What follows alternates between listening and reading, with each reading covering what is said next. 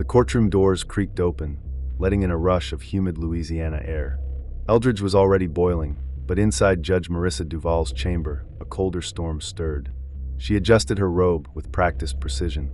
Another case, another name, another crime. She barely glanced at the folder. Assault, robbery, resisting arrest. The usual cocktail. Then the bailiff spoke. The state of Louisiana versus Calvin Reddick. Her fingers froze. Calvin? Her chest locked up. Her eyes darted to the door as the defendant was brought in, shackled at the wrists and ankles. The chains clinked against the linoleum. And just like that, her past walked into the room. His beard was thicker, his eyes hollow, shoulders bent forward, like he'd been carrying something too heavy for too long. But it was him, Calvin Reddick. Her Calvin, the boy who once swore he'd marry her beneath the collapsing metal bleachers behind their school. The boy who biked her home every day, who lit bottle rockets behind Ms. Templeton's house and blamed it on the wind. Now he was a man in chains. She didn't move, didn't blink.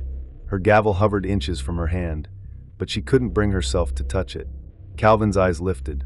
Just for a second, recognition flared, and then vanished, buried beneath shame. Mr. Reddick, she said, the words brittle. You stand accused of assault and robbery. How do you plead? His voice came low. Sandpaper and regret. Not guilty, Your Honor. She swallowed. The prosecutor stood. Assistant District Attorney Trevor Kent, young, hungry, and already sweating through his collar. He began his opening statement with a string of dates and times, painting a picture of a late-night robbery gone violent. A gas station clerk beaten. Money taken. A man fleeing. Surveillance footage. Marissa barely heard him. Her thoughts reeled. Calvin Reddick. Her best friend. Her shadow. A memory snapped into place. Calvin, at age 13, crying when his mother died. She had held his hand through the funeral. Told him he wasn't alone. But here he was. Alone. The defense attorney stood next. Nia Wallace. Calm. Sharp. The kind of woman who said everything without raising her voice. My client was not at the scene. He was walking home from a friend's place. He has no criminal history, no motive, no stolen money on his person. Marissa leaned in. Every word Nia spoke tightened something in her gut. She wanted to believe him. But that was the problem. Wanting. The surveillance footage played. Grainy. Black and white. A figure moving quickly across the frame. Hooded. Medium build. Grabbing at the counter, knocking something over. Then static. It ended. No face. No audio. Just motion and a timestamp. Not enough, Nia said. Not proof. But the jury's eyes said otherwise. Marissa noticed it. The shift in the room. Doubt crept in. And the doubt wasn't just about guilt. It was about why the friend, the alibi, hadn't shown. Nia explained. The friend is scared, she said plainly. He's afraid to testify. The neighborhood's tight. People talk. People retaliate. Trevor jumped on it. Or maybe there is no friend. Calvin looked down, his hands clenched in his lap. He said nothing. Marissa gripped her gavel, hard this time. This wasn't just a case. This was a question mark wrapped in her childhood, and it was eating her alive. The next day, the courtroom buzzed with more whispers. People knew. They always did. Someone had noticed her reaction. Or his. Maybe both. Eldridge didn't keep secrets well. She sat straighter. Let them watch. The defense called their first key witness. Officer Curtis Raines, Nia announced. He took the stand. Broad shoulders. Hard eyes. An air of practiced detachment. He didn't look at Calvin. You arrested Mr. Reddick? Nia asked. I did, he said. Where? 2 blocks from the station. And why? Raines didn't flinch. Matched the description. What description? Black male. Mid-40s. Dark hoodie. That's it. Raines blinked once. Yes. And in Eldridge, how many people fit that general description? No answer. Trevor objected. Sustained, Marissa said, her voice low. But her heart pounded. That was the first crack. The first inconsistency. There was more. Did you see him running? No. Weapons? No. Money? No. Then what made you certain? Silence. Marissa leaned forward slightly. That silence was louder than a confession. That night, Marissa sat alone in her chambers. She should have gone home. She didn't. She opened her drawer and pulled out an old photo. Faded, dog-eared. 2 kids, maybe 10 years old. Her hand in his. Smiling like the world hadn't happened yet. Had she failed him? Had life failed them both? A knock came. Her clerk. "You're needed in chambers." She stood stiff. "What happened?" "Prosecution has new evidence." Back in court, Trevor stood with a smile he shouldn't have worn. "We have footage from a nearby traffic cam. Just received it this morning." The screen flickered. This one was clearer. It showed someone running down the sidewalk. Same hoodie, same build. But this angle, this camera, caught something else. The man wasn't alone. There was another figure behind him. Same direction. Close enough to be running with him. Marissa squinted, but the second man's face was visible. Just for a second. A glint of light. A half-turn of the head. Trevor said, "We believe this second man is an accomplice. We are working on identification now." Nia stood. "We'd like that footage paused." Zoomed. They did. Marissa stared. Her mouth went dry. Because the second man wasn't a stranger. She'd seen him before. In the hallway. The break room. Officer Curtis Raines. Nia didn't say it. Not yet. She didn't have to. The jury leaned forward. People whispered. Trevor's smile vanished. Raines shifted in his seat for the first time. Marissa's knuckles whitened on the gavel. And then Calvin looked at her. Really looked. As if to say, "Now do you see?" But before anyone could speak, the lights flickered. Then darkness. Power out. A scream. Metal clanged. The courtroom erupted. "Everyone stay calm," the bailiff shouted. But chaos had already bloomed. When the lights came back, Calvin Reddick was gone. Only his shackles remained. The courtroom held its breath. Officer Curtis Raines shifted under oath, his confidence wavering as defense attorney Nia Wallace pressed again. "You're telling this court," she said slowly, her voice slicing through the room, "that your identification was based solely on a vague description? No weapon on him. No stolen property. Just dark clothing. And proximity?" Raines stiffened. "Yes, that's correct." Marissa watched from the bench. Her heart thundered behind her robe. Calvin sat still. Not a flinch. Not a blink. Like he had accepted the system's judgment long before the gavel ever fell. But Marissa hadn't. Not yet. Nia moved like a predator. "Isn't it true, detective, that another man matching that description was arrested 2 nights earlier, less than 3 blocks from the crime scene?" Raines' mouth parted, then shut. "I wasn't aware of that." The courtroom stirred. Heads turned. Trevor Kent scrambled through his notes, lips thinning. Marissa leaned forward. "You weren't aware," Nia repeated. "Despite it being logged in your department's own system?" Raines' jaw tensed. "That wasn't part of this investigation." "Exactly." Nia turned to the jury. Because Detective Raines wasn't investigating. He was assuming. Gasps followed. The judge's gavel came down twice. Marissa cleared her throat, her voice cool, controlled. "Order." But inside, she was cracking. The cracks widened that evening. Alone in her chambers, she reviewed the surveillance footage for the 5th time. It was still the same, grainy, choppy. A figure in dark clothes lunging over a gas station counter. The timestamp fuzzed, then jumped. A single second missing. Deliberate? She didn't know. But something was wrong. She stared at the screen, then froze. In the corner, barely visible through the lens flare, was a glint. A badge? No chain? A name tag. Shiny. Slanted. Not Calvin's. She paused the footage and leaned closer. The tag read J. Elkins. Not a suspect. Not a cop. A clerk. Marissa's breath hitched. She pulled up the police report. The name of the injured clerk? Jason Elkins. But according to the file, Jason had been knocked unconscious. Didn't see anything. Didn't speak to the officers. Strange. Very strange. Her gut twisted. She grabbed her phone, dialing the clerk's number listed on the report. Disconnected. She tried again. Nothing. Something was off. Someone wasn't talking. Someone didn't want to be found. The next day, Nia subpoenaed department call logs. She'd found something. "Your Honor," she said in open court, "we have records showing that Detective Raines made a 5-minute call to Jason Elkins' number 2 hours before filing his report." Trevor Kent objected. Overruled. "Detective Raines," Nia pressed, "what did you discuss with Jason Elkins that night?" I don't recall." Nia stepped closer. "Why didn't you log the conversation?"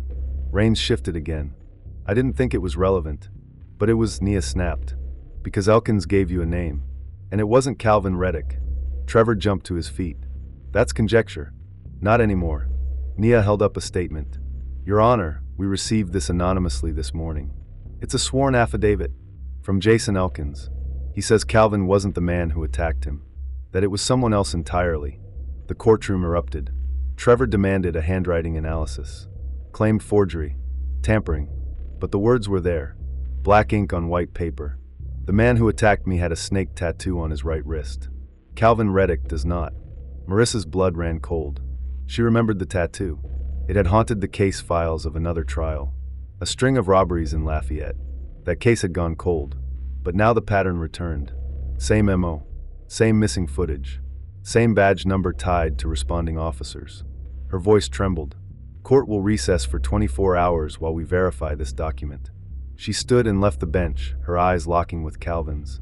For the first time, he looked back, and something passed between them. Not just recognition, hope. That night, Marissa couldn't sleep. She paced her apartment, restless, thoughts spinning. Calvin had always walked the edge. Grew up poor, lost his mom young. Raised by a drunk uncle who once left him outside for 2 nights because he lost a lottery ticket. But he was never cruel, never violent. And now he was here, facing a conviction for something he might not have done. She pulled out her old photo album. Dusty, forgotten. Inside, a picture. She and Calvin, age 14, laughing, his arm around her shoulder. The metal bleachers in the background, his wrist exposed. No tattoo. She stared at it. Something clicked. She remembered something else. Someone else. Back in high school, Calvin had a cousin. Leon. Older. Taller. And always in trouble. She opened her laptop and searched arrest records for Leon Reddick. Her screen filled. Assault. Battery. Possession. And then, armed robbery. Released 6 months ago. Last known location, Eldridge. Her pulse raced. She had to tell someone. But who could she trust? Nia? Maybe. But it was risky. Then she remembered something Calvin once told her long ago. If I ever disappear, Mari, find my cousin Leon. He's always hiding something. She never understood what he meant, until now. The next day in court, the air was heavy. Tension clung to the walls. Nia introduced a new witness. Marissa allowed it. It was Leon, clean-shaven, nervous. He refused to make eye contact with Calvin. Nia stepped forward. Mr. Reddick, do you know the man accused in this case? Leon nodded. He's my cousin. Do you recognize this? She held up a photo, still from the surveillance. Leon's face went pale. No. Are you sure? Nia pressed. Leon hesitated. I said no, but his voice cracked. Do you have a tattoo on your wrist, Mr. Reddick? Trevor objected again. Marissa overruled. Leon was silent. Nia stepped closer. Roll up your sleeve. Leon looked at Calvin, then at Marissa. Then slowly he rolled it up. A snake. Coiled. Black ink faded at the edges. The jury gasped. Trevor stood again. This is outrageous. Sit down, Marissa snapped. Leon began to shake. I didn't mean to hurt him, he whispered. I just needed the money. He turned to Calvin. I thought you left town. Calvin didn't speak. Leon's voice cracked. I used your name. Told them you did it. I didn't think it'd go this far. Silence. Then pandemonium. Marissa struck the gavel. Enough. She looked down at Calvin. Then up at the jury. Then, with steel in her voice. This court is now in recess. Charges against Mr. Reddick will be formally reviewed in chambers. In her office later, Marissa sat alone. The door opened quietly.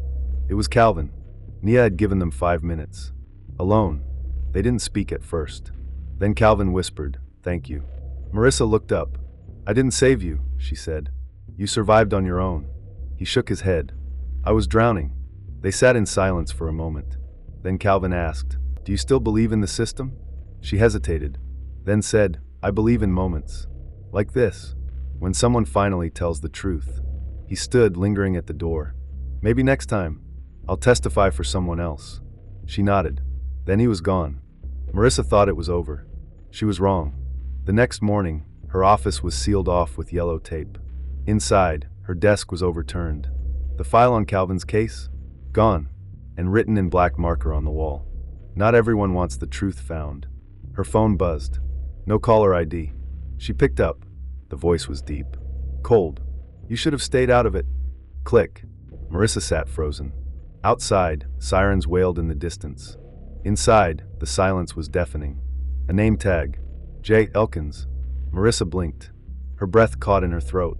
She rewound the footage, played it again, frame by frame. There it was, the suspect lunging behind the counter. But the angle betrayed something else, something the prosecution never pointed out. A tag, glinting under the dim lights, swinging from the neck. And Calvin never wore a name tag. But Elkins did. Jeffrey Elkins, a security guard, from the same gas station, fired 2 weeks earlier. Marissa's hands trembled as she reached for her files. She flipped through the evidence packet submitted at the start of the trial. No mention of Elkins, not even a footnote. She reached for her computer, opened the local court database, and searched his name. There it was, Jeffrey Elkins, arrested once. Suspicion of theft. Case dropped. No charges filed. No explanation. Something was wrong. Very wrong. The next morning, court resumed. The jury entered. The bailiff called order. Marissa stared down from the bench, masking the turmoil storming inside her. She couldn't say anything. Not yet, but her eyes flicked to the defense table. Nia Wallace looked focused, unaware. Calvin hollow, like he'd already given up. The prosecution rested. It was time for the defense to respond. Nia called her next witness, a forensic analyst. But something strange happened. As the analyst approached the stand, Marissa noticed someone else enter the back of the courtroom. Plain clothes, shaved head, wearing a badge at his hip. Detective Ellis Myers, Internal Affairs. Why was he here? The analyst explained that none of Calvin's fingerprints had been found at the scene. None on the counter, none on the stolen register tray. And yet, that detail had never come up before. Trevor Kent, the prosecutor, looked pale, his brow damp with sweat. When Nia stepped back, he offered no cross-examination. Marissa felt the tension closing in, the walls shrinking again. But then something snapped. As Nia gathered her papers, the back doors of the courtroom swung open again. Another detective, not local, federal, a U.S. Marshal. He walked straight to the judge's bench, past the bailiff, holding a sealed envelope. The room froze. Marissa opened it. Inside, a letter from the U.S. Department of Justice. And a photo. She stared. Her stomach dropped. The photo showed Jeffrey Elkins, outside the same gas station on the night of the robbery. Same clothing, same chain. Timestamp matched the surveillance footage exactly. The DOJ had been monitoring him for a string of unsolved thefts across Louisiana. And the footage, the one used to charge Calvin, had been tampered with. Marissa couldn't breathe. She stood. Everyone remained seated. Her voice shook, but she fought through it. There will be a brief recess. She disappeared into her chambers, the marshal following. 15 minutes passed. Then 20. When court resumed, Marissa's face had changed. Her tone was calm, deadly calm. "Before we proceed," she said, "I must inform the court of newly submitted federal evidence. The defendant's connection to the robbery is now in question." Gasps. Chaos. The jury whispered. Trevor Kent stood, fumbling for words. "Your Honor, this is unprecedented." "It is also truth," she replied. He sat. Nia stood. "Your Honor, I move for immediate dismissal of all charges." Marissa held up a hand. "Not yet. The court must still rule." But then another voice rang out. From the gallery. "Enough!" All heads turned. Detective Curtis Raines stood. "I have something to say." Trevor Kent's eyes widened. "Sit down, Curtis, don't." "I will." He stepped forward, slowly, like a man walking to his own execution. "I falsified the initial report." The air drained from the room. "I was told to close the case fast. Pressure from above. They wanted someone. Anyone." He looked at Calvin. "I knew it wasn't you." Marissa's world spun. "Who told you to do that?" she asked, her voice a whisper. Raines hesitated. Trevor Kent shot to his feet. "He's lying. He's trying to." "Sit down, Mr. Kent," Marissa snapped. Raines answered. "Chief Arnold. He said the department needed a win. Elkins was protected. Connections to the mayor's office. Calvin didn't stand a chance." And then Nia moved. "Your Honor, this has gone far beyond trial procedure. I'm moving for a full investigation into prosecutorial misconduct, suppression of evidence, and official corruption." Marissa nodded slowly. Her voice dropped to a razor's edge. Motion granted. The courtroom erupted. Trevor Kent was escorted out by the marshal. Raines followed. Calvin sat in stunned silence. Marissa stood, her hands gripping the bench. "This court is adjourned until further notice." And just like that, it ended. But not for Marissa. That night, she returned home. Alone. The robe felt heavier than ever before. She poured herself a glass of water, looked at herself in the mirror. Her childhood best friend nearly vanished in a broken system. Because no one listened. Because no one looked deeper. She'd almost failed him. But now, it wasn't over. Her phone buzzed.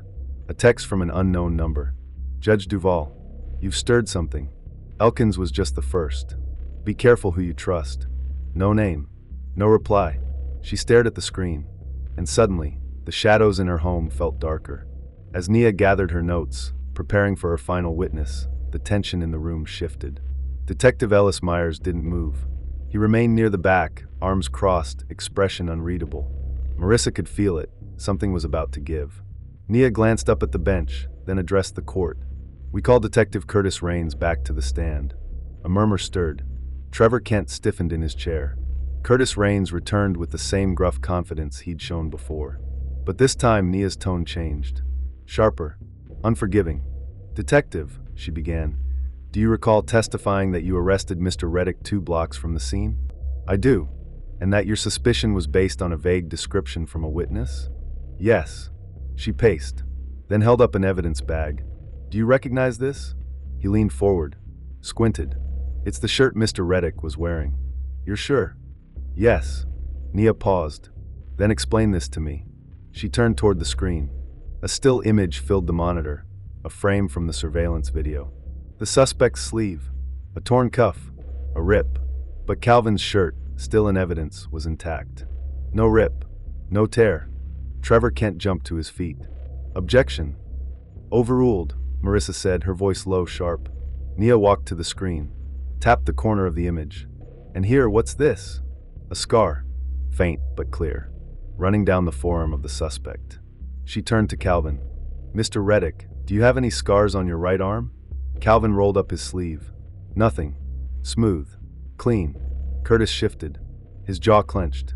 And finally, Nia said, voice tightening, you claimed to detain Mr. Reddick 2 blocks away. But the arresting footage wasn't filed with evidence. Why? Curtis hesitated. It was corrupted. Or withheld. Silence. Detective Ellis Myers stepped forward at last. Badge raised. Your Honor, he said, voice cutting through the silence. I need to address the court. Marissa nodded, heart pounding. Ellis stepped into the well. 3 days ago, my office opened an inquiry into a pattern of misconduct involving Detective Raines. Suppressed evidence. Coerced witness statements. This case triggered it. Gasps. Trevor Kent buried his face in his hands. Marissa froze. Everything unraveled at once. Ellis continued. This morning, we recovered the full surveillance footage. The original, uncut version. The man in that video is not Mr. Reddick. He turned to Calvin. And we have a warrant for the arrest of Jeffrey Elkins, the former employee fired from the gas station where the robbery occurred. He matches the physical build, has the scar, and was seen near the scene hours before the crime. Raines stood up. You don't have anything on me. Ellis was faster. 2 plainclothes officers flanked him, clamping cuffs on his wrists. The courtroom erupted. Marissa's gavel slammed down. Order. But her voice was drowned in the noise. Reporters scrambling out the door, gasps, phones ringing. Culfing's eyes met hers. And for the first time, Marissa saw something shift in his expression. Not just shock. Relief. And sorrow. The jury was dismissed. All charges dropped. Marissa remained on the bench, unmoving as Calvin stood. The chains were gone. But the years weren't. As the room cleared, he walked toward the defense table. Paused. Then looked back at her. She didn't speak. Couldn't. Their eyes met. So many years pressed between that one glance. She wanted to say something. Anything. But the moment passed. He walked away. Outside, the cameras were waiting. Inside, the silence was deafening. Later that night, Marissa sat alone in her chambers. Files stacked high. Lights dim. The robe heavy on her shoulders. A system she devoted her life to shaken. Twisted by the hands of those sworn to protect it. She stared at her reflection in the dark window.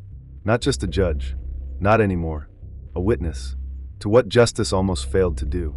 Then, a knock. She turned. A letter had been slid under her door. No return name. She opened it. Inside, just one line, written in blocky, uneven pen. You saw what they wanted you to see. Elkins was only the first. Below it, a photo. Fuzzy, black and white. A warehouse, a meeting, Detective Rains, Trevor Kent, and someone else in shadow. A fourth man, face half-turned, but familiar, too familiar. Marissa's blood went cold. Her hand trembled, because she recognized that face. And he worked inside the courthouse. The story wasn't over. Not even close.